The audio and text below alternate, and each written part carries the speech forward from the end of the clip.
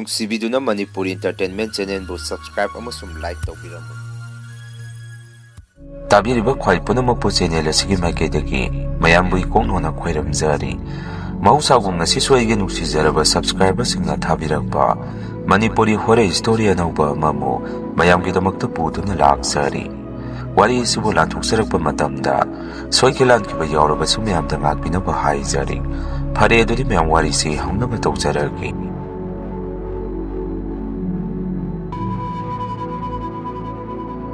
ꯑꯩꯒꯤ ꯃꯤꯡꯁꯤ ꯊꯣꯏꯕ ꯀꯧꯖꯩ꯫ ꯋꯥꯔꯤ ꯑꯁꯤ ꯑꯩꯒꯤ ꯏꯃꯨꯡꯒꯤ ꯃꯤꯑꯣꯏꯁꯤꯡꯅ ꯈꯣꯡꯅꯥꯡ ꯃꯈꯣꯡ ꯑꯁꯤꯗ ꯊꯦꯡꯅꯈꯤꯕ ꯋꯥꯔꯤꯅꯤ꯫ ꯑꯩꯈꯣꯏꯒꯤ ꯊꯣꯡꯒꯥꯟ ꯍꯦꯛ ꯊꯣꯛꯐꯝ ꯑꯁꯤꯗ ꯈꯣꯡꯅꯥꯡ ꯑꯆꯧꯕ ꯑꯃꯒ ꯃꯪꯒꯦ ꯄꯥꯟꯕꯤ ꯑꯆꯧꯕ ꯑꯃꯒ ꯃꯇꯝ ꯑꯗꯨꯗ ꯍꯧꯔꯝꯃꯤ꯫ ꯊꯥꯏꯅ ꯕꯕꯥꯍꯣꯏꯅ ꯅꯍꯥ ꯑꯣꯏꯔꯤꯉꯩ ꯏꯃꯥꯁꯦ ꯂꯧꯗ꯭ꯔꯤꯉꯩꯗꯒꯤ ꯂꯩꯔꯛꯑꯕꯅꯤ ꯃꯐꯝꯁꯤ ꯏꯁꯣꯔ ꯑꯃ ꯊꯣꯔꯛꯏ ꯍꯥꯏꯕꯤꯔꯝꯃꯤ꯫ ꯃꯁꯤ ꯀꯔꯤꯒꯨꯝꯕ ꯀꯥꯟꯗꯁꯨ ꯅꯨꯄꯥ ꯑꯣꯏꯅ ꯊꯣꯛꯏ, ꯑꯗꯨꯒ ꯑꯃꯨꯛꯁꯨ ꯅꯨꯄꯤ ꯍꯅꯨꯕꯤ ꯑꯣꯏꯅꯁꯨ ꯊꯣꯛꯏ ꯍꯥꯏꯅꯩ꯫ ꯑꯗꯨꯕꯨ ꯐꯠꯇꯕ ꯏꯁꯣꯔꯗꯤ ꯑꯣꯏꯔꯝꯗꯦ꯫ ꯕꯕꯥꯍꯣꯏꯒꯤ ꯏꯪꯈꯣꯜ ꯑꯁꯤꯁꯨ ꯑꯁꯨꯛꯀꯤ ꯃꯇꯤꯛ ꯆꯥꯎꯔꯝꯃꯤ꯫ ꯃꯆꯤꯟ ꯃꯅꯥꯎ ꯃꯈꯣꯏ ꯑꯍꯨꯝ ꯈꯛꯇꯅꯤ, ꯅꯨꯄꯥ ꯈꯛꯇ ꯅꯨꯄꯤ ꯑꯃꯠꯇ ꯌꯥꯎꯔꯝꯗꯦ꯫ ꯕꯕꯥꯅ ꯄꯥꯈꯪ ꯑꯣꯏꯔꯤꯉꯩ ꯃꯃꯥꯟꯅꯕ ꯈꯔ ꯇꯧꯗꯨꯅ ꯂꯥꯏ ꯍꯔꯥꯎꯕ ꯑꯃ ꯌꯦꯡꯕ ꯆꯠꯂꯝꯃꯤ꯫ ꯕꯕꯥꯁꯦ ꯊꯥꯏꯅꯗꯒꯤꯁꯨ ꯂꯥꯏ ꯇꯤꯟꯁꯤ ꯈꯔ ꯊꯥꯖꯒꯟꯕ ꯑꯣꯏꯕꯅ ꯃꯃꯥꯟꯅꯕꯁꯤꯡꯗꯁꯨ ꯑꯁꯨꯝꯅ ꯍꯥꯏ, "ꯏꯇꯥꯎꯁꯤꯡ ꯊꯦꯡꯅꯗꯤ ꯍꯜꯂꯛꯑꯣꯏꯁꯤ, ꯊꯦꯡꯉꯕꯗꯤ ꯐꯔꯛ ꯇꯥꯒꯅꯤ."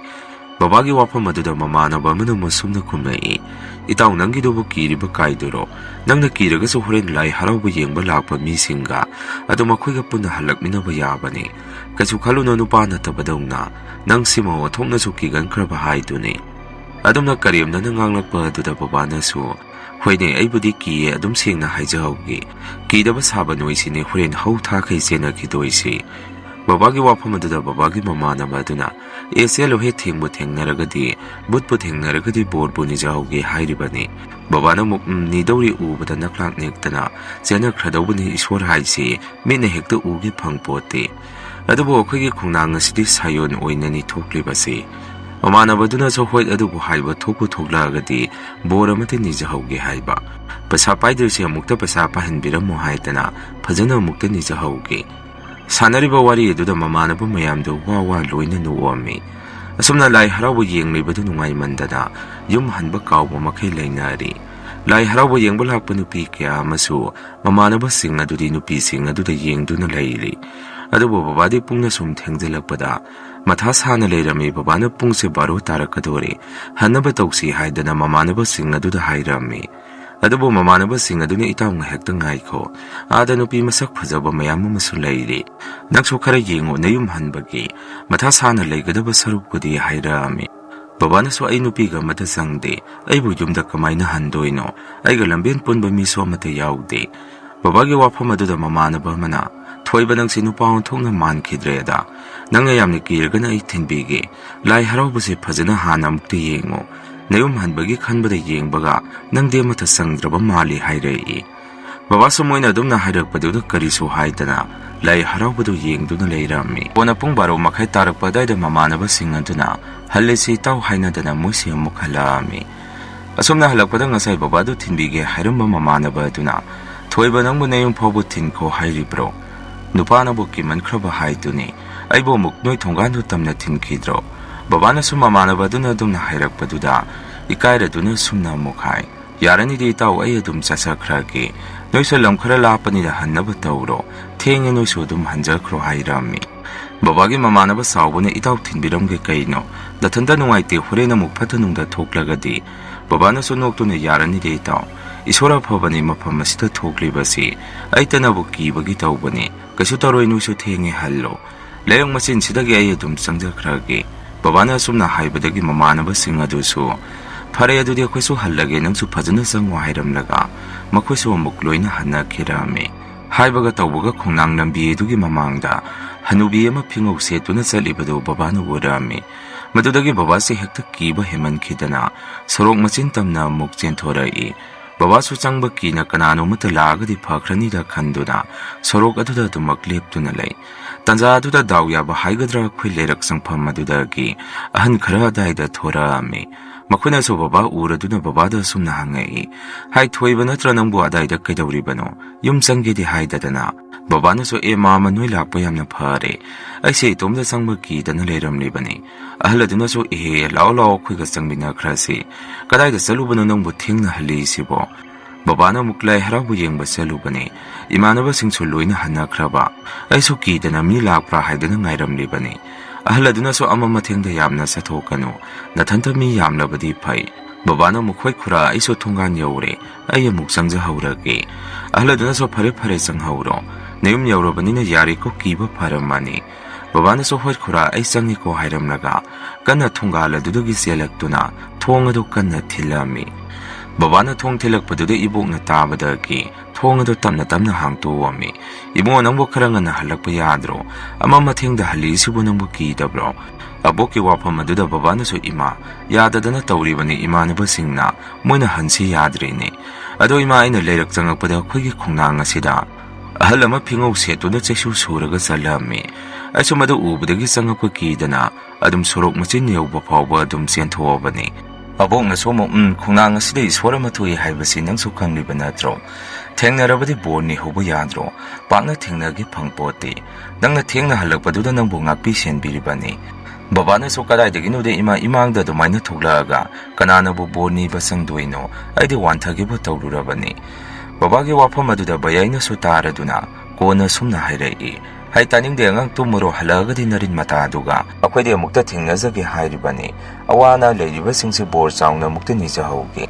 Babana so ni hongne namangda thoraga madu hek ubada kidana dum sengkhradaba nangnabo. Adumna marai yenarapadu ubada abongna saiduna amu. Kainone noiba pungse thengabani mina taraga karino makhallani. Yare tomba nangsu tumuro. Salo nangsu neyamba angawbasika manarurano. Babagi mayamba yai masi kya kigandaba laitin thajadaba misaka masu wairami. Aduna babada mana adumna hairaklibani. Matam khara lerga huziki bayai huisu nupi loina thinari. Thidribase baba mathanda ngairami. Bayagi nupi babagi na matay maduna. Khongnang aduda phingau setbi mu uri haidana tamjabadu. Bayai na hekta saibirami. Taningya salo akhoi phawbu nongmuta uti. Ngarang na handalaga ui kaina pohaida haijalakanu. Yare na pohaida haiganu haidana saibirami. Maduda babana di tayai. Kaino haridubo magi laibakta tamdana thengnarubani. Mina sengba harigaso thajatini nangdi. Laina siroi khangdana thengna handriba oiramgani. Laida phawbu mari yetpa ngamba mini khandana. Nangwandari uhandriba oiramni. Babagi wafam aduda iboksu babasoksu mayai sobisu. Moisu loina no oammi. Masigi matung chahi ama ani leiraga babasu imase laurami. Isega dadaga poklaba matungda ai amuk phangjakhi. Asumna akhoi isalinaw ahum surami.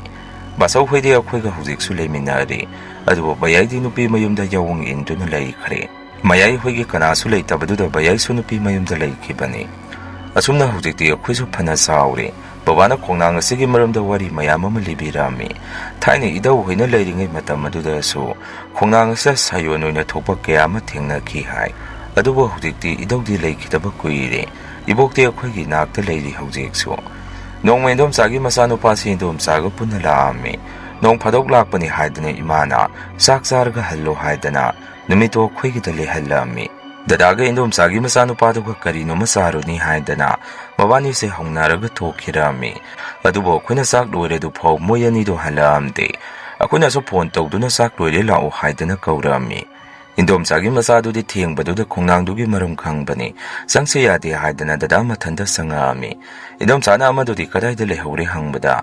Dadana so indom sab madi ki haidana. Sangse yadre sorok machinda lehore. Dadagi wafam aduda imana so haima.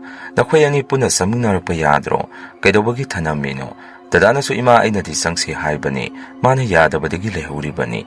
Adola akhoi puna thoklusi. Mado sorokta leramni amukta kaurusi. Imana so mathung na sakhidreda ko noise. Ngasayna ngalingaida halakpa yadro. Noibu kiragadi hairami. Dadana so koiba salure aduda thengthokhibani. Asumna ima hoiga thoktune indom sagi masa adu amuk koksanba thoami. Puna sangaga koise sak amuk saminarami. Babade halaktri haidana babagi sak sarukte kuptuna thamkhre. Babase halaktabaduda indom sahoiga koise wari watai saduna ngahak leirami. Ngahak leiraga get hangba makondo hongna tai haidana. Yengba thobada babase gyan mangduna leirami. Akhoso pakatana kaidorabasano haidana. Imungda pusanduna ising thaduna gyan lapra yengami. Adubo babase mamit pangaga hekta mamise kuyeng yengaga nokpa haurai. Aidi adumna tawrokpaduda kiduna mit khumjanduna leirami. Dada hoina babase pharaga thanami. Kari no gyan tadaba wakya amasu ngangami. ꯑꯗꯨꯝꯅ ꯇꯧꯔꯛꯄꯗꯨꯗ ꯏꯃꯥꯅ ꯍꯤꯡꯆꯥꯕꯤ ꯆꯪꯉꯤꯔꯥ ꯂꯥꯏꯌꯣꯛꯅꯔꯤꯔꯥ ꯑꯃꯗꯤ ꯇꯧꯔꯦ꯫ ꯏꯕꯨꯡꯉꯣ ꯂꯥꯛꯑꯣ ꯑꯩꯈꯣꯏ ꯂꯩꯀꯥꯏꯒꯤ ꯃꯥꯏꯕꯤꯗꯣ ꯑꯃꯨꯛꯇ ꯀꯧꯔꯨꯁꯤ ꯍꯥꯏꯗꯅ ꯗꯗꯥꯒ ꯏꯃꯥꯒꯁꯨ ꯆꯠꯈꯤꯔꯝꯃꯤ꯫ ꯃꯇꯝꯗꯨꯗ ꯑꯩꯗꯤ ꯑꯉꯥꯡꯒ ꯈꯔ ꯑꯣꯏꯔꯤꯕꯒ ꯑꯩꯈꯣꯏꯒꯤ ꯈꯣꯡꯅꯥꯡꯒꯤ ꯂꯥꯏꯁꯤ ꯑꯣꯛꯅꯔꯤꯕꯣꯏ ꯅꯤꯡꯗꯅ ꯌꯥꯝꯅ ꯀꯤꯖꯔꯝꯃꯤ꯫ ꯑꯁꯨꯝꯅ ꯃꯥꯏꯕꯤꯗꯨ ꯀꯧꯗꯨꯅ ꯌꯦꯡꯉꯨꯕ ꯃꯇꯝꯗꯗꯤ ꯕꯕꯥꯁꯤ ꯍꯤꯡꯆꯥꯕꯤ ꯆꯪꯉꯤ꯫ ꯀꯗꯥꯏꯗ ꯆꯠꯂꯨꯒꯦ ꯃꯥꯁꯤꯕꯣ? ꯃꯗꯨꯗ ꯏꯃꯥꯅꯁꯨ ꯅꯨꯡꯗꯥꯡꯋꯥꯏꯔꯝ ꯃꯃꯥꯟꯅꯕꯁꯤꯡꯒ ꯊꯣꯛꯈꯤꯕꯅꯤ꯫ ꯀꯥꯏꯗ ꯆꯠꯂꯨꯕꯅꯣ ꯍꯥꯏꯕꯗꯨꯗꯤ ꯈꯪꯗ꯭ꯔꯦ, ꯍꯜꯂꯛꯄꯒꯅꯤ ꯇꯧꯔꯤꯁꯤ ꯍꯥꯏꯔꯝꯃꯤ꯫ ꯃꯥꯏꯕꯤ ꯑꯗꯨꯅꯁꯨ ꯑꯃꯨꯛ ꯑꯁꯨꯝꯅ ꯈꯨꯝꯃꯛꯏ, ꯃꯥꯅ ꯆꯥꯕ ꯄꯣꯠꯇ ꯃꯤꯅ ꯆꯥꯅꯤꯡꯕ ꯑꯃ ꯁꯣꯏꯗꯅ ꯌꯥꯎꯔꯝꯃꯅꯤ, ꯑꯗꯨꯅꯅꯤ ꯍꯤꯡꯆꯥꯕꯤꯁꯤ ꯆꯪꯉꯤꯕꯁꯤ꯫ ꯑꯩꯈꯣꯏꯅ ꯋꯥꯔꯤ ꯁꯥꯔꯤꯕꯗꯨ ꯕꯕꯥꯗꯤ ꯀꯔꯤꯃꯠꯇ ꯈꯪꯗꯅ ꯈꯨꯗꯣꯝꯕꯤꯒ ꯎꯠꯇꯅ ꯀꯅꯥꯗꯅꯣ ꯈꯪꯗꯅ ꯋꯥ ꯃꯔꯣꯟ ꯃꯔꯤ ꯈꯪꯗꯕ ꯀꯌꯥ ꯑꯃꯁꯨ ꯉꯥꯡꯉꯝꯃꯤ꯫ ꯃꯥꯏꯕꯤꯗꯨꯅ ꯊꯧ ꯇꯧꯔꯒ ꯀꯔꯤ ꯆꯥꯅꯤꯡꯉꯤ ꯍꯥꯏꯗꯅ ꯍꯪꯉꯝꯃꯤ꯫ ꯕꯕꯥꯁꯤ ꯑꯗꯨꯗ ꯀ꯭ꯋꯥ ꯆꯥꯒꯦ ꯍꯥꯏꯗꯅ ꯈꯨꯝꯃꯛꯏ꯫ ꯑꯗꯨꯝꯅ ꯃꯥꯏꯕꯤꯗꯨꯅ ꯍꯥꯏꯕꯗꯒꯤ ꯀ꯭ꯋꯥ ꯂꯩꯔꯒ ꯕꯕꯥꯁꯤ ꯄꯤꯖꯊꯣꯛꯑꯝꯃꯤ꯫ ꯑꯗꯨꯝꯅ ꯃꯥꯏꯕꯤꯗꯨꯅ ꯀꯠꯊꯣꯛꯑꯒ ꯂꯥꯏ ꯈꯨꯔꯨꯝꯈꯤꯕꯗꯒꯤ ꯕꯕꯥꯁꯤ ꯇꯞꯅ ꯇꯨꯝꯊꯔꯨꯔꯒ ꯀꯣꯟꯅ ꯒ꯭ꯌꯥꯟꯁꯤ ꯇꯞꯅ ꯂꯥꯛꯏ꯫ ꯕꯕꯥꯅ ꯒ꯭ꯌꯥꯟ ꯂꯥꯛꯑꯒ ꯃꯥꯏꯕꯤꯒ ꯂꯩꯔꯝꯕꯗꯨꯗ ꯃꯥꯁꯨ ꯄꯨꯡꯉꯛ ꯍꯦꯛ ꯉꯛꯏ꯫ ꯃꯥꯏꯕꯤ ꯑꯗꯨꯗꯁꯨ ꯕꯕꯥꯅ ꯃꯐꯝ ꯑꯁꯤꯗ ꯀꯝꯗꯧꯅ ꯀꯔꯤ ꯇꯧꯕ ꯌꯥꯎꯔꯒꯦ ꯍꯪꯉꯝꯃꯤ꯫ ꯃꯥꯏꯕꯤꯗꯨꯅꯁꯨ ꯅꯣꯛꯇꯨꯅ ꯀꯔꯤꯁꯨ ꯇꯧꯗꯦꯗ, ꯅꯪꯒꯤ ꯅꯁꯥ ꯑꯗꯨꯗ ꯍꯤꯡꯆꯥꯕꯤ ꯆꯪꯗꯅ ꯑꯩꯅ ꯊꯧ ꯇꯧꯔꯝꯂꯤꯕꯅꯤ꯫ ꯕꯕꯥꯅꯁꯨ ꯑꯣ ꯉꯁꯥꯏ ꯑꯩꯅ ꯒ꯭ꯌꯥꯟ ꯇꯥꯕ ꯍꯥꯏꯕꯕꯨ ꯑꯩꯈꯣꯏꯒꯤ ꯊꯣꯡꯒꯥꯟ ꯆꯪꯉꯝꯗꯥꯏꯗ ꯑꯩꯕꯨ ꯀꯅꯥꯅꯣ ꯑꯃꯅ ꯏꯜꯂꯛꯄꯒꯨꯝ ꯇꯧꯏ ꯒꯦꯠ ꯑꯁꯤꯗ꯫ ꯃꯗꯨꯗꯒꯤ ꯑꯩ ꯋꯥꯈꯜ ꯑꯗꯨ ꯃꯥꯡꯈ꯭ꯔꯕ ꯃꯥꯜꯂꯤ ꯈꯨꯝꯃꯛꯏ꯫ ꯃꯥꯏꯕꯤꯗꯨꯅꯁꯨ ꯅꯣꯛꯇꯨꯅ ꯑꯃꯨꯛ ꯁꯨꯝꯅ ꯍꯥꯏꯔꯛꯏ, ꯏꯟꯁꯤꯜꯂꯛꯏꯕꯗꯣ ꯑꯇꯩꯅ ꯅꯠꯇꯦ ꯅꯈꯣꯏꯒꯤ ꯈꯣꯡꯅꯥꯡꯁꯤꯗ ꯊꯣꯛꯂꯤꯕ ꯏꯁꯣꯔ ꯑꯁꯤꯅ ꯅꯪꯕꯨ ꯀꯟꯕꯤꯔꯤꯕꯅꯤ꯫ ꯅꯈꯣꯏꯒꯤ ꯈꯣꯡꯅꯥꯡ ꯑꯁꯤꯗ ꯊꯣꯛꯏꯕ ꯏꯁꯣꯔ ꯑꯁꯤ ꯑꯔꯥꯏꯕ ꯅꯠꯇꯦ, ꯑꯐꯕ ꯉꯥꯛꯄꯤ ꯁꯦꯟꯕꯤꯅꯕ ꯂꯩꯔꯤꯕꯅꯤ, ꯄꯨꯛꯅꯤꯡ ꯆꯪꯅ ꯈꯣꯏꯔꯝꯖꯧ ꯍꯥꯏꯔꯛꯏ꯫ ꯕꯕꯥꯅꯁꯨ ꯍꯣꯏ ꯍꯥꯏꯔꯝꯃꯤ꯫ ꯃꯥꯏꯕꯤ ꯑꯗꯨꯅꯁꯨ ꯑꯃꯨꯛ ꯍꯣꯏ ꯐꯔꯦ ꯑꯗꯨꯗꯤ ꯑꯩ ꯑꯃꯨꯛ ꯌꯧꯈ꯭ꯔꯒꯦ ꯍꯥꯏꯔꯛꯏ꯫ ꯑꯗꯨꯝꯅ ꯍꯥꯏꯔꯛꯄꯗꯨꯗ ꯏꯃꯥꯅꯁꯨ ꯃꯥꯏꯕꯤ ꯑꯗꯨꯗ ꯑꯉꯝꯕ ꯇꯔꯦꯠ ꯁꯦꯟꯖꯥ ꯈꯔ ꯀꯠꯆꯔꯝꯃꯤ꯫ ꯃꯥꯏꯕꯤꯗꯣ ꯆꯠꯈ꯭ꯔꯒ ꯏꯃꯥꯅ ꯕꯕꯥꯗ ꯆꯥꯛ ꯆꯥꯒꯦꯔꯥ ꯍꯪꯉꯨꯕꯗ ꯕꯕꯥꯗ ꯆꯥꯅꯤꯡꯗ꯭ꯔꯦ ꯍꯥꯏꯗꯅ ꯑꯗꯨꯝ ꯆꯪꯈꯤ꯫ ꯕꯕꯥꯅ ꯑꯩꯈꯣꯏꯗꯁꯨ ꯀꯣꯟꯅ ꯑꯁꯨꯝꯅ ꯍꯥꯏꯔꯛꯏ, ꯉꯁꯤꯁꯦ ꯑꯩꯒꯤ ꯑꯔꯣꯏꯕ ꯅꯨꯃꯤꯠꯇꯨ ꯑꯣꯏꯔꯝꯒꯗꯕ ꯈꯤꯇꯪꯗ ꯉꯥꯏꯗ꯫ ꯏꯃꯥꯅꯁꯨ ꯕꯕꯥꯒꯤ ꯋꯥꯐꯝ ꯑꯗꯨꯗ ꯇꯥꯅꯤꯡꯗ꯭ꯔꯦ, ꯆꯠꯄ ꯌꯥꯕ ꯆꯠꯂꯨꯔꯒ ꯁ꯭ꯋꯥꯏꯗ ꯆꯣꯏꯔꯣꯟ ꯄꯥꯔꯣꯟ ꯉꯥꯡꯉꯛꯑꯅꯨ꯫ ꯕꯕꯥꯅ ꯅꯣꯛꯑꯒ ꯌꯦꯡꯉꯛꯄꯗ ꯏꯟꯗꯣꯝꯆꯥ ꯍꯣꯏ ꯂꯩꯔꯝꯕꯗꯨ ꯕꯕꯥꯁꯨ ꯎꯔꯛꯑꯝꯃꯤ꯫ ꯍꯩꯃꯥ ꯑꯕꯦꯟ ꯍꯣꯏꯗꯤ ꯀꯔꯝ ꯀꯥꯟꯗ ꯂꯥꯛꯏꯕ? ꯀꯌꯥꯝ ꯀꯨꯏꯔꯒꯦ ꯅꯣꯏꯕꯨ ꯂꯥꯛꯄ? ꯏꯟꯗꯣꯝꯆꯥꯅꯁꯨ ꯏꯇꯩ ꯑꯩꯈꯣꯏꯗꯤ ꯉꯁꯥꯏ ꯅꯨꯡꯊꯤꯟꯗꯒꯤ ꯂꯥꯛꯑꯦ, ꯆꯥꯛꯁꯨ ꯆꯥꯕ ꯂꯣꯏꯔꯄꯣꯠꯅꯤꯗ ꯍꯥꯏꯔꯝꯃꯤ꯫ ꯕꯕꯥꯅꯁꯨ ꯐꯔꯦ ꯑꯍꯤꯡ ꯂꯦꯛꯀꯦ ꯍꯥꯏꯔꯤꯕ꯭ꯔꯣ ꯅꯣꯏꯕꯣ? ꯏꯟꯗꯣꯝꯆꯥꯅꯁꯨ ꯍꯣꯏ 이ꯇꯩ ꯑꯍꯤꯡꯗꯣ ꯂꯦꯛꯂꯒꯦ, ꯑꯗꯨꯒ ꯍꯌꯦꯡ ꯍꯟꯈ꯭ꯔꯒꯦ꯫ ꯕꯕꯥꯅ ꯏꯃꯥꯗ ꯑꯣꯟꯁꯤꯟꯗꯨꯅ ꯏꯃꯥꯗꯤ ꯎꯗꯦ ꯇꯨꯝꯈ꯭ꯔꯕꯣ ꯍꯪꯉꯝꯃꯤ꯫ ꯕꯕꯥꯅ ꯑꯃꯨꯛ ꯆꯥꯛꯇꯤ ꯆꯥꯈ꯭ꯔꯕꯣ, ꯀꯔꯤ ꯑꯣꯏꯅ ꯅꯨꯡꯉꯥꯏꯇ꯭ꯔꯤꯅꯣ ꯍꯪꯉꯝꯃꯤ꯫ ꯈꯪꯗꯦ ꯃꯀꯣꯛ ꯉꯥꯎꯏ ꯍꯥꯏꯔꯝꯕꯅꯤ, ꯆꯥꯛꯄꯨꯗꯤ ꯑꯩꯅ ꯊꯦꯝꯃꯒ ꯈꯔꯗꯤ ꯄꯤꯖꯈ꯭ꯔꯕꯅꯤ ꯍꯥꯏꯔꯝꯃꯤ꯫ ꯑꯁꯨꯝꯅ ꯅꯨꯃꯤꯠꯇꯣ ꯍꯧꯈ꯭ꯔꯦ꯫ ꯃꯊꯪꯒꯤ ꯑꯌꯨꯛꯇꯅꯤ ꯑꯕꯣꯛꯁꯦ ꯑꯍꯟ ꯑꯣꯏꯔꯛꯄꯒꯤ ꯑꯅꯥꯕ ꯑꯣꯏꯅ ꯅꯥꯔꯝꯃꯤ꯫ ꯑꯕꯣꯛꯁꯦ ꯃꯁꯥ ꯅꯨꯡꯉꯥꯏꯇꯕ ꯑꯗꯨꯗ ꯗꯣꯛꯇꯔ ꯀꯧꯔꯒ ꯌꯦꯡꯍꯜꯂꯝꯃꯤ꯫ ꯍꯤꯗꯥꯛ ꯃꯌꯥꯝ ꯏꯔꯛꯄꯗꯒꯤ ꯍꯤꯗꯥꯛꯇꯨ ꯂꯩꯔꯒ ꯄꯤꯖꯔꯝꯃꯤ꯫ ꯕꯌꯥꯏ ꯍꯣꯏꯁꯨ ꯕꯣꯕꯣꯛ ꯃꯁꯥ ꯉꯝꯗꯦ ꯍꯥꯏꯕꯗꯨꯗ ꯃꯣꯏꯁꯨ ꯂꯣꯏꯅ ꯂꯥꯛꯇꯨꯅ ꯑꯅꯥꯕꯗꯨ ꯍꯪꯉꯝꯃꯤ꯫ ꯕꯕꯥꯅꯁꯨ ꯑꯍꯟ ꯑꯣꯏꯔꯛꯄꯒꯤ ꯂꯩꯅꯥꯅꯤꯗ ꯇꯌꯥꯏ, ꯌꯥꯗ꯭ꯔꯒ ꯍꯣꯁꯄꯤꯇꯥꯜꯗ ꯑꯃꯨꯛ ꯄꯨꯕ ꯍꯥꯏꯗꯨꯅꯤ꯫ ꯍꯧꯖꯤꯛꯀꯤꯗꯤ ꯍꯤꯗꯥꯛꯁꯦ ꯊꯥꯔꯒ ꯌꯦꯡꯈꯤꯒꯦ, ꯐꯠꯇ꯭ꯔꯒꯅ ꯄꯨꯅꯕ ꯍꯥꯏꯔꯝꯃꯤ꯫ ꯕꯌꯥꯏ ꯍꯣꯏꯁꯨ ꯉꯥꯏꯍꯥꯛ ꯂꯩꯔꯝꯂꯕ ꯃꯇꯨꯡ ꯆꯠꯂꯨꯈꯤꯒꯦ ꯍꯥꯏꯔꯝꯃꯒ ꯑꯗꯨꯝ ꯆꯠꯈꯤ꯫ ꯏꯟꯗꯣꯝꯆꯥ ꯍꯣꯏꯁꯨ ꯅꯨꯡꯗꯥꯡ ꯋꯥꯏꯔꯝ ꯇꯥꯁꯜꯂꯛꯄ ꯑꯗꯨꯋꯥꯏꯗ ꯍꯜꯂꯒꯦ ꯍꯥꯏꯗꯅ ꯑꯗꯨꯝ ꯍꯟꯈꯤ꯫ ꯕꯣꯕꯣꯛꯀꯤ ꯑꯅꯥꯕꯁꯤ ꯃꯇꯝ ꯈꯔ ꯍꯤꯗꯥꯛ ꯄꯤꯖꯗꯨꯅ ꯌꯦꯡꯂꯕ ꯃꯇꯨꯡ ꯐꯠꯂꯛꯇꯕꯗꯒꯤ ꯍꯣꯁꯄꯤꯇꯥꯜꯗ ꯑꯃꯨꯛ ꯄꯨꯈꯠꯇꯨꯅ ꯌꯦꯡꯉꯝꯃꯤ꯫ ꯑꯗꯨꯕꯨ ꯗꯣꯛꯇꯔꯅꯁꯨ ꯌꯥꯔꯔꯣꯏ, ꯌꯨꯝꯗ ꯄꯨꯔꯒ ꯅꯨꯡꯉꯥꯏꯅ ꯃꯇꯝ ꯈꯔ ꯊꯝꯕꯤꯔꯣ ꯍꯥꯏꯔꯛꯄꯗꯒꯤ ꯕꯣꯕꯣꯛꯁꯦ ꯌꯨꯝꯗ ꯄꯨꯊꯔꯛꯑꯒ ꯁꯦꯕꯥ ꯐꯖꯅ ꯑꯩꯈꯣꯏ ꯃꯌꯥꯝꯅ ꯇꯧꯕꯤꯗꯨꯅ ꯊꯝꯂꯝꯃꯤ꯫ ꯕꯣꯕꯣꯛꯁꯦ ꯅꯥꯔꯤꯉꯩ ꯃꯅꯨꯡꯗ ꯑꯩꯈꯣꯏ ꯏꯃꯨꯡꯁꯤꯗ ꯁꯥꯈꯤꯅꯥꯠ ꯀꯌꯥ ꯑꯃ ꯄꯤꯔꯛꯑꯝꯃꯤ꯫ ꯆꯥꯛꯈꯨꯝꯗ ꯀꯣꯟ ꯇꯥꯕ ꯃꯈꯣꯜ ꯑꯃꯗꯤ ꯐꯛꯂꯥꯟꯗ ꯃꯤꯅ ꯅꯨꯡꯅ ꯊꯥꯔꯛꯄꯒꯤ ꯃꯈꯣꯜ, ꯃꯁꯤꯒꯨꯝꯕ ꯃꯈꯣꯜ ꯀꯌꯥ ꯑꯃ ꯇꯥꯔꯝꯃꯤ꯫ ꯃꯁꯤꯗ ꯏꯃꯥꯅꯁꯨ ꯕꯕꯥꯗ, ꯏꯃꯥ ꯃꯁꯥ ꯉꯝꯗꯕꯁꯤꯅꯔꯁꯨ ꯈꯪꯗꯦ, ꯑꯩꯈꯣꯏꯒꯤ ꯏꯃꯨꯡꯁꯦ ꯁꯥꯈꯤꯅꯥꯠ ꯄꯤꯕ꯭ꯔꯥ ꯈꯪꯗꯦ, ꯀꯩꯅꯣ ꯃꯈꯣꯜ ꯌꯥꯝꯅ ꯇꯥꯏ ꯍꯥꯏꯔꯝꯃꯤ꯫ ꯕꯕꯥꯅꯁꯨ ꯑꯍꯟ ꯑꯣꯏꯔꯕꯅꯤꯅ ꯐꯕ ꯉꯝꯗ꯭ꯔꯕꯅꯤꯅ ꯀꯔꯤꯗꯤ ꯎꯄꯥꯏ ꯂꯩ ꯍꯥꯏꯔꯝꯃꯤ꯫ ꯃꯁꯤꯒꯤ ꯃꯇꯨꯡ ꯕꯣꯕꯣꯛꯁꯦ ꯅꯣꯡꯉꯥꯜꯂꯝꯗꯥꯏꯗ ꯑꯗꯨꯝ ꯂꯩꯈꯤꯗꯦ꯫ ꯕꯣꯕꯣꯛ ꯂꯩꯇꯕꯗ ꯏꯃꯥ ꯕꯕꯥ ꯏꯃꯨꯡꯒꯤ ꯃꯤ ꯂꯣꯏꯅ ꯅꯨꯡꯉꯥꯏꯇꯅ ꯀꯞꯆꯔꯝꯃꯤ꯫ ꯕꯌꯥꯏ ꯍꯣꯏꯁꯨ ꯕꯣꯕꯣꯛ ꯂꯩꯇꯕꯒꯤ ꯄꯥꯎ ꯇꯥꯕꯗ ꯃꯣꯏ ꯃꯌꯥꯝꯁꯨ ꯂꯣꯏꯅ ꯂꯥꯛꯑꯝꯃꯤ꯫ ꯅꯣꯡꯉꯥꯟꯕ ꯉꯥꯏꯔꯒ ꯁꯥꯒꯩꯒꯤ ꯑꯍꯜ ꯂꯃꯟ ꯇꯧꯔꯒ ꯕꯣꯕꯣꯛꯁꯦ ꯃꯊꯧ ꯃꯉꯝ ꯄꯥꯡꯊꯣꯛꯑꯝꯃꯤ꯫ ꯑꯁꯨꯝꯅ ꯕꯣꯕꯣꯛꯀꯤ ꯃꯊꯧ ꯃꯉꯝ ꯄꯥꯡꯊꯣꯛꯄ ꯂꯣꯏꯔꯒ ꯕꯌꯥꯏ ꯍꯣꯏꯁꯨ ꯕꯣꯕꯣꯛꯀꯤ ꯗꯦꯕ ꯀꯔꯃ ꯂꯣꯏꯗ꯭ꯔꯤ ꯐꯥꯎꯗꯤ ꯌꯨꯝꯗ ꯂꯩꯔꯁꯤ ꯍꯥꯏꯗꯅ ꯑꯩꯈꯣꯏꯒꯤꯗ ꯂꯩꯔꯝꯃꯤ꯫ ꯑꯁꯨꯝꯅ ꯕꯌꯥꯏꯁꯨ ꯌꯨꯝꯗ ꯂꯦꯡꯗꯅ ꯂꯩꯔꯒ ꯕꯣꯕꯣꯛꯀꯤ ꯗꯦꯕ ꯀꯔꯃꯒꯤ ꯑꯩꯈꯣꯏ ꯄꯨꯟꯅ ꯋꯥ ꯀꯌꯥ ꯑꯃ ꯇꯥꯟꯅꯔꯝꯃꯤ꯫ ꯕꯕꯥꯆꯧꯅꯁꯨ ꯕꯣꯕꯣꯛꯀꯤ ꯗꯦꯕ ꯀꯔꯃꯗꯤ ꯆꯥꯎꯅ ꯇꯧꯅꯤꯡꯉꯤ ꯍꯥꯏꯕꯗꯒꯤ ꯕꯕꯥꯅꯁꯨ ꯇꯧꯁꯤ ꯍꯥꯏꯗꯅ ꯋꯥ ꯀꯌꯥ ꯑꯃ ꯇꯥꯟꯅꯔꯤ꯫ ꯕꯣꯕꯣꯛ ꯂꯩꯈꯤꯗꯕꯁꯤꯗ ꯑꯩꯒꯤ ꯏꯁꯥꯗ ꯏꯍꯩ ꯍꯩꯅꯗꯕ ꯑꯃ ꯐꯥꯎꯔꯝꯃꯤ꯫ ꯕꯣꯕꯣꯛꯀꯤ ꯀꯥꯁꯦ ꯎꯕꯗ ꯑꯩꯗꯤ ꯌꯥꯝꯅ ꯀꯤꯖꯔꯝꯃꯤ꯫ Bobok lekhidaba matung akhoi imungsida aki akhang kaya amasu tawrami. Aidi anganga oibanina kijabadagi imagi manaktagi kaya su hentuomde. Imagi manakta dum leirami. Dada hoide baba hoige tawraga sumangda din khanba kaya ama tawri.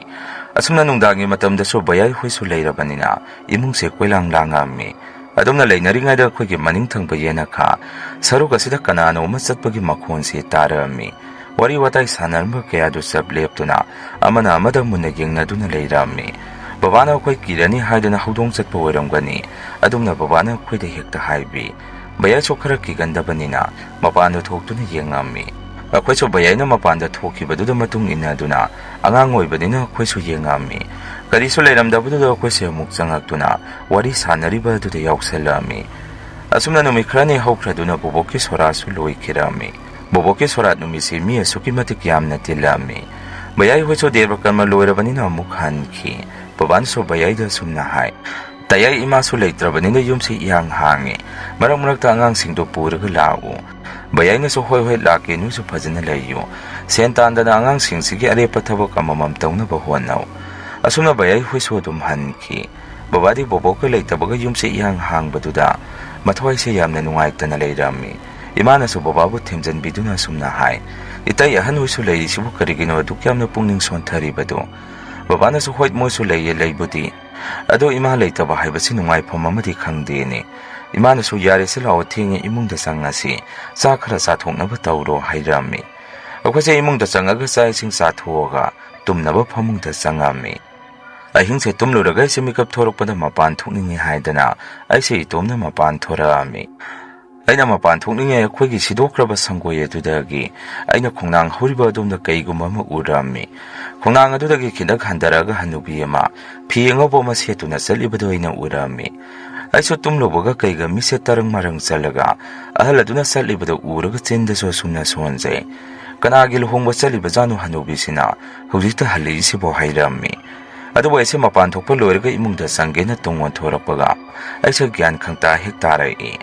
Khongnang adumda sangkhibado amuk onthoga yengi. Adumna ino onthoga yengubadadi hudita chaloba hanubido leiramdi. Aisa kidana imungda thuna changsenduna pungsu yengami. Adumna ina pung yenglubada pung baro sapsana taaduna leirami. Madudagi aisa kidana imagi manakta thuna sangami. Aduwa imabu tumba hogduomi. Aina adumna tawrakpaduda imana so pakhatuna sumna hangai. Kadawrage ibungo nangna ahing asida tawrisibo. Namo kari ururage karaida thoklubano. Aina so ima mapanda thongningi haidana thuobani. Adu aida mapan thongningaida hanubi ama phiyangabo selaga sechu suduna lai. Aiso ngayaktang aduda bhap oirudabadagi kanagi ahanu luhongba yawba chaluri bazaro khallure. Madudagi aina imung changge tawbada bhap laktana amuk yengthobada kanasu leiramdre. Imana sunambu kaidabagi mapan thoklubano. Thongningi haraga so koi hawdorokpa yadro. Aina ima adu tanbadagi hainadabadagi tawbani. Ado ima hanubiduna salibadu khongnang suma padani. Noina iswara mathoi haribadu madu oiduri bazara. Imana so mani kaisu tawroi. Afaba iswani hairei. Ado aidi punsigi ahanba ubanini yamna kizarami. Babana so phamungdagi kaisu tawroi na thamoida sena khwairamjau. Mayok thoga tumoibungo karisu tawroi haidana laurei. Aiso adumna hairakpaduda hoit hairamaga mayok thoga phamungda sangduna dum tumlami. Matam kara hokre hojikte aiso thabak tawjare. Akhoge khongnang adu ngasi so machi lengdana dumak leiri. Mayam ahamagi wari se matang asaida loijare. Ani subo wari se muk mayamda khudon tamjari. Wari se 2014 nadaida ai isada singba thokiba thengnakiba thogdo amagi wari ni. Matam aduda ai se nupi thidri pakhang oiri.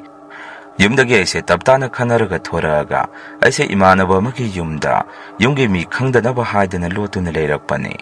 Yungi baba imana su matam aduda aise moina su thibra thidabra haibadi khangde. Aide matam aduda thabak suba so mata hairakti. Tabudaba aige imanaba adudi madi mi thabak suba chasaba mi ni. Numinini humni su maina moiduda leisalakpaduda maso aingonda hallo so haiba ngamdagum. Aingonda sumaina hairakhi. Bayay de lang pwede tabag suba masat kadore. Ado nang bu kamay na tawge hairino. Natraga bahay nang yumdawi na sango. No imong manong nasunang butirong gani hairai. Magi wapamaduda ay na mukumarjin. Itaw ay yumda sang kiroy. Moy na isya kasulay ta na kali. Dadana karino matawbi o haibadadi babay maso dadagi dumtawi. ꯑꯩꯒꯤ ꯑꯣꯏꯕ ꯀꯔꯤꯅꯣꯃ ꯇꯧꯕꯤꯌꯨ ꯍꯥꯏꯔꯨꯕꯗꯗꯤ ꯃꯣꯏꯅ ꯑꯩꯁꯦ ꯄꯣꯛꯇꯕꯗꯧꯅ ꯋꯥ ꯑꯃꯠꯇ ꯌꯥꯗꯦ. ꯑꯗꯨꯅ ꯈꯔ ꯈꯪꯍꯟꯒꯦ, ꯑꯩ ꯃꯇꯝ ꯈꯔ ꯌꯨꯝꯗ ꯆꯪꯈꯤꯔꯣ. ꯑꯗꯣ ꯐꯔꯦ, ꯅꯪꯁꯨ ꯊꯕꯛ ꯁꯨꯕ ꯆꯠꯂꯒꯦ ꯍꯥꯏꯔꯤ ꯅꯠꯇ꯭ꯔꯣ? ꯆꯠꯂꯣ, ꯑꯩꯁꯨ ꯆꯠꯈ꯭ꯔꯒꯦ ꯍꯥꯏꯔꯝꯃꯤ. ꯏꯃꯥꯟꯅꯕꯗꯨꯅ ꯑꯃꯨꯛ, ꯑꯗꯣ ꯚꯥꯏ ꯅꯪꯗꯤ ꯌꯨꯝꯗ ꯆꯪꯗ꯭ꯔꯒꯗꯤ ꯀꯗꯥꯏꯗ ꯂꯩꯔꯨꯗꯣꯏꯕ?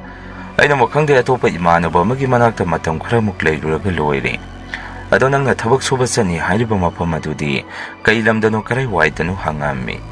ꯏꯃꯥꯟꯅꯕꯗꯨꯅ ꯑꯃꯨꯛ, ꯚꯥꯏ ꯂꯝ ꯂꯥꯞꯄꯤ. ꯑꯩꯅ ꯑꯃꯨꯛ ꯂꯝ ꯂꯥꯞꯄꯤ ꯍꯥꯏꯕ, ꯑꯗꯨꯗꯤ ꯑꯩꯁꯨ ꯂꯥꯛꯑꯒꯦ, ꯑꯥꯗ ꯑꯩꯈꯣꯏ ꯄꯨꯟꯅ ꯂꯩꯔꯨꯔꯁꯤ ꯍꯥꯏꯔꯝꯃꯤ. ꯏꯃꯥꯟꯅꯕꯗꯨꯅ ꯑꯃꯨꯛ, ꯑꯁ ꯌꯥꯔꯣꯏꯗ, ꯑꯩꯗꯤ ꯊꯕꯛ ꯁꯨꯕ ꯆꯠꯄꯅꯤ ꯏꯇꯥꯎ, ꯅꯪ ꯀꯃꯥꯏꯅ ꯏꯟꯅꯔꯨꯛꯇꯣꯏꯅꯣ ꯍꯥꯏꯔꯛꯏ. ꯑꯩꯅ ꯑꯃꯨꯛ, ꯌꯥꯅꯤ, ꯑꯩꯁꯨ ꯂꯥꯛꯑꯒꯦ, ꯅꯪꯅ ꯁꯨꯔꯤꯕ ꯊꯕꯛꯇꯣ ꯑꯩꯁꯨ ꯁꯨꯕ ꯌꯥꯎꯁꯜꯂꯒꯦ. ꯅꯪ ꯑꯩꯅ ꯍꯥꯏꯔꯤꯁꯦ ꯑꯃꯨꯛꯇ ꯌꯥꯕꯤꯌꯨ. ꯏꯃꯥꯟꯅꯕꯗꯨꯅ ꯑꯃꯨꯛ, ꯑꯁ ꯕꯦꯔꯥꯅꯤꯍꯦ ꯅꯪꯁꯨ, ꯑꯗꯣ ꯑꯩ ꯑꯩꯈꯣꯏ ꯀꯥꯡꯕꯨꯗ ꯑꯃꯨꯛꯇ ꯍꯪꯅꯔꯛꯈꯤꯒꯦ, ꯌꯥꯔꯒꯗꯤ ꯌꯥꯔꯅꯤ ꯑꯗꯨꯝ ꯍꯥꯏꯔꯛꯏ. ꯏꯃꯥꯟꯅꯕꯗꯨꯅꯁꯨ ꯃꯣꯏ ꯊꯕꯛ ꯁꯨꯕ ꯀꯥꯡꯕꯨꯁꯤꯡ ꯑꯗꯨꯗ ꯑꯩꯁꯦ ꯏꯟꯅꯔꯛꯀꯦ, ꯌꯥꯎꯒꯦ ꯍꯥꯏꯗꯅ ꯃꯥꯅꯁꯨ ꯍꯥꯏꯔꯨꯕꯗ ꯃꯥꯒꯤ ꯀꯥꯡꯕꯨꯁꯤꯡ ꯑꯗꯨꯅꯁꯨ ꯍꯣꯏ ꯍꯣꯏ ꯄꯨꯕꯤꯔꯛꯑꯣ ꯑꯗꯨꯗꯤ ꯍꯥꯏꯔꯛꯄꯗꯒꯤ ꯄꯨꯟꯅ ꯑꯩꯈꯣꯏꯁꯦ ꯂꯥꯡꯐꯩꯗ ꯊꯕꯛ ꯁꯨꯕ ꯂꯥꯛꯃꯤꯟꯅꯔꯝꯃꯤ. ꯑꯩꯅ ꯏꯃꯥꯟꯅꯕꯗꯨꯒꯤ ꯌꯨꯝꯗꯒꯤ ꯍꯦꯛ ꯊꯣꯔꯛꯄꯒ ꯗꯗꯥꯒ ꯕꯕꯥꯒ ꯑꯩꯅ ꯂꯩꯔꯝꯕ ꯏꯃꯥꯟꯅꯕꯗꯨꯒꯤ ꯌꯨꯝꯗ ꯃꯣꯏꯁꯨ ꯑꯩꯕꯨ ꯍꯪꯕ ꯂꯥꯛꯑꯝꯃꯤ. ꯑꯩꯈꯣꯏꯅ ꯂꯥꯛꯏꯕ ꯃꯐꯝ ꯑꯗꯨꯁꯨ ꯀꯩ ꯂꯝ ꯍꯥꯏꯗꯣꯏꯅꯣ ꯈꯪꯗꯦ, ꯂꯝꯗꯣ ꯌꯥꯝꯅ ꯁꯥꯡꯉꯤ. ꯑꯌꯨꯛꯀꯤ ꯄꯨꯡ 12 ꯑꯗꯨꯋꯥꯏꯗꯒꯤ ꯒꯥꯔꯤꯗꯨ ꯊꯧꯔꯛꯄꯅ ꯅꯨꯃꯤꯗꯥꯡ ꯇꯥꯁꯜꯂꯛꯐꯥꯎ ꯃꯐꯝꯗꯨ ꯌꯧꯔꯝꯗꯦ. ꯃꯣꯏꯗꯁꯨ ꯑꯩꯅ ꯌꯧꯒꯗꯕ ꯀꯌꯥꯝ ꯋꯥꯠꯂꯤꯒꯦ ꯍꯪꯉꯨꯕꯗ ꯃꯣꯏꯅꯁꯨ ꯌꯧꯔꯛꯑꯅꯤ, ꯉꯥꯏꯍꯥꯛꯇ ꯉꯥꯏꯔꯦ ꯈꯨꯝꯃꯛꯏ. ꯉꯥꯏꯍꯥꯛꯀꯤ ꯃꯇꯨꯡꯗꯤ ꯃꯐꯝ ꯑꯗꯨ ꯌꯧꯔꯦ. ꯈꯨꯜ ꯑꯃꯇꯥꯏ ꯑꯗꯨꯗ ꯊꯧꯖꯤꯜꯂꯕ ꯃꯇꯨꯡ ꯌꯨꯝ ꯑꯃꯗ ꯑꯩꯈꯣꯏꯁꯦ ꯊꯨꯡꯉꯝꯃꯤ. ꯌꯨꯝ ꯑꯗꯨꯗꯒꯤ ꯅꯨꯄꯥ ꯑꯃ ꯊꯣꯔꯛꯑꯒ ꯃꯣꯏꯗ ꯍꯥꯟꯅ ꯈꯪꯅꯕ ꯃꯥꯜꯂꯤ ꯂꯥꯛꯃꯤꯟꯅꯔꯤꯕ ꯑꯩꯈꯣꯏ ꯀꯥꯡꯕꯨꯁꯤꯡ ꯑꯗꯨꯒ ꯃꯣꯏ ꯃꯁꯦꯟ ꯋꯥꯔꯤ ꯋꯥꯇꯥꯏ ꯈꯔ ꯁꯥꯟꯅꯔꯝꯃꯤ. ꯅꯨꯃꯤꯠꯇꯨꯗꯤ ꯌꯨꯝ ꯑꯗꯨꯗ ꯑꯩꯈꯣꯏꯁꯦ ꯑꯍꯤꯡ ꯂꯦꯛꯄ ꯇꯥꯔꯝꯃꯤ. ꯅꯨꯄꯥ ꯑꯃ ꯂꯩꯔꯝꯃꯤꯗꯨꯅ ꯃꯥꯒꯤ ꯂꯣꯏꯖꯕ ꯉꯥꯅꯨ ꯑꯅꯤ ꯑꯃꯁꯨ ꯍꯥꯠꯂꯒ ꯑꯩꯈꯣꯏ ꯄꯨꯟꯅ ꯃꯥꯒꯤ ꯌꯨꯝ ꯑꯗꯨꯗ ꯊꯣꯡꯉꯒ ꯆꯥꯃꯤꯟꯅꯔꯝꯃꯤ. ꯏꯃꯥꯟꯅꯕ ꯀꯨꯃꯥꯔꯖꯤꯠꯅꯁꯨ ꯑꯩꯉꯣꯟꯗ, ꯏꯇꯥꯎ ꯅꯪꯕꯨ ꯍꯩꯕꯨ ꯍꯩꯅꯒꯗ꯭ꯔꯣ, ꯀꯃꯥꯏꯅ ꯇꯧꯒꯦ ꯉꯁꯤꯒꯤ ꯖꯔꯅꯤꯁꯤꯕꯨ ꯍꯪꯉꯛꯏ. ꯃꯗꯨꯗ ꯑꯩꯅꯁꯨ ꯀꯩꯁꯨ ꯇꯧꯗꯦꯗ, ꯑꯗꯣ ꯍꯌꯦꯡꯁꯨ ꯁꯤꯗ ꯂꯩꯗꯣꯏꯔꯣ ꯍꯪꯉꯝꯃꯤ. ꯏꯃꯥꯟꯅꯕꯗꯨꯅ ꯑꯃꯨꯛ, ꯍꯌꯦꯡꯗꯤ ꯂꯩꯔꯔꯣꯏ, ꯑꯩꯈꯣꯏꯒꯤ ꯊꯕꯛ ꯁꯨꯐꯝꯗ ꯂꯩꯔꯨꯗꯣꯏꯅꯤ. ꯑꯩꯁꯨ ꯆꯠꯇ꯭ꯔꯤ, ꯊꯕꯛ ꯃꯐꯝꯗꯨ ꯌꯧꯔꯒ ꯈꯣꯂꯥ ꯁꯦꯝꯃꯒ ꯂꯩꯔꯨꯗꯣꯏꯅꯤ ꯍꯥꯏꯔꯛꯏ. ꯑꯩꯅꯁꯨ ꯑꯣ ꯐꯔꯦ ꯐꯔꯦ ꯑꯗꯨꯗꯤ ꯍꯥꯏꯔꯝꯃꯤ. ꯑꯗꯨꯝꯅ ꯅꯨꯃꯤꯠꯇꯨꯃꯗꯤ ꯃꯐꯝ ꯑꯗꯨꯗ ꯑꯩꯈꯣꯏ ꯄꯨꯟꯅ ꯐꯛꯁꯥꯡ ꯊꯥꯔꯒ ꯇꯨꯝꯃꯝꯃꯤ. ꯅꯣꯡꯍꯦꯛ ꯉꯥꯟꯕꯒ ꯃꯣꯏꯒꯤ ꯊꯕꯛ ꯁꯨꯐꯝ ꯑꯗꯣꯝꯗ ꯑꯃꯨꯛ ꯑꯩꯈꯣꯏꯁꯦ ꯄꯨꯟꯅ ꯆꯠꯂꯝꯃꯤ. ꯖꯒꯥꯗꯣ ꯍꯦꯛ ꯌꯧꯕꯗ ꯑꯩꯒꯤ ꯏꯁꯥꯗ ꯏꯍꯩ ꯍꯩꯅꯗꯕ ꯑꯃ ꯄꯣꯛꯏ. ꯇꯨꯔꯦꯟ ꯃꯄꯥꯟ ꯋꯥꯏ ꯑꯣꯏ ꯇꯧꯔꯒ ꯖꯒꯥꯗꯣ ꯃꯤꯁꯨ ꯀꯌꯥ ꯏꯇꯥ ꯇꯥꯗꯦ. ꯏꯁꯨꯛ ꯍꯦꯛ ꯁꯣꯛꯑꯒ ꯑꯩꯗꯤ ꯌꯥꯝꯅ ꯍꯩꯅꯔꯝꯗꯦ. ꯃꯣꯏꯗ ꯀꯩꯁꯨ ꯈꯟꯗꯕ꯭ꯔꯥ ꯈꯪꯗꯦ, ꯃꯐꯝ ꯑꯗꯨꯗ ꯅꯨꯃꯤꯗꯥꯡ ꯑꯩꯈꯣꯏꯅ ꯂꯩꯅꯕ ꯈꯣꯂꯥꯒ ꯄꯨꯡ ꯐꯥꯗꯦ ꯉꯥꯏꯍꯥꯛꯇꯪꯗ ꯂꯣꯏꯅ ꯁꯦꯡꯒꯠꯂꯛꯑꯝꯃꯤ. ꯃꯣꯏ ꯃꯁꯦꯟ ꯑꯁꯨꯝꯅꯁꯨ ꯍꯥꯏꯅꯩ, ꯊꯕꯛꯅꯤꯅ ꯊꯤꯀꯥꯒꯤ ꯊꯕꯛ ꯉꯥꯛꯇ ꯑꯣꯏꯅ ꯇꯧꯔꯗꯅ ꯄꯩꯁꯥ ꯐꯪꯉꯦ ꯀꯨꯏꯅ ꯀꯨꯏꯅ ꯂꯩꯔꯒ ꯍꯦꯛꯇ ꯄꯤ, ꯁꯠ ꯁꯠ ꯄꯤꯊꯣꯔꯛꯑꯒꯗꯤ ꯐꯒꯗꯕꯅꯤ ꯀꯥꯏꯗꯅꯁꯨ ꯃꯣꯏ ꯃꯁꯦꯟꯁꯦ ꯋꯥꯔꯤ ꯁꯥꯟꯅꯩ.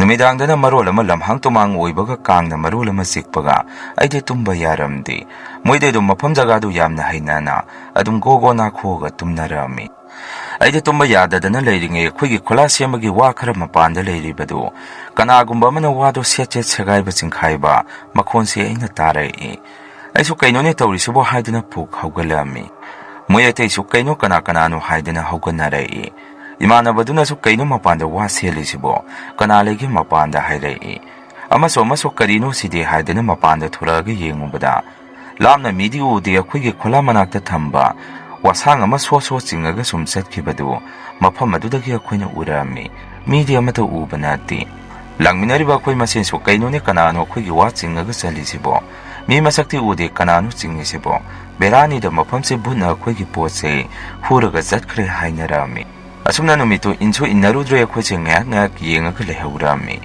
ngak leraga tumrosi haidana tumba muk sangnarayi aidi asomda oireiba mong matau kaya duga isada sukimati khainadaba mapuami wakhanda so kainungge aibu lakjarumbanu khallami nunganbaga ise moi meyam marakta thabukto haiboi heitaboi aiso adum subadu yausalami imanabadu da so moi kanguduna namanabadi haidana thabukso suba heite kamaina yaholi ino haidana khara haibirabajani अदुदा लेबा नुमित निनी सुबा नुमितुददी कैसुमतदी तौरक्ते नुमित मरिनी सुबा नुमितुददी अदुदा लाइबा कांगु अमना तोरेन मपान मखोंग हांबा कुमथरुबदा मागी मतुंगदा वासांगुंबा अमना कंदरगी हाइदना मियोय अदु यामना पाखना खोगी नाकता सेंसलाई मागी मोंग मतौ अदुदा मयामदुना सो करेमनाबी बोय कैबोय मयामना मंगोंदा नोक्सनबिरामी अदुबो मीदुनादी यामना सेंगना खोइदा वारिदो तमजै मी मसक्ति उदी लिचै अमना कलीनी मोय असै जगह से मी बुत सानब लैब्रा खंगदे अस्तलीदा साइदा लैबा हाइदना वारी तमाई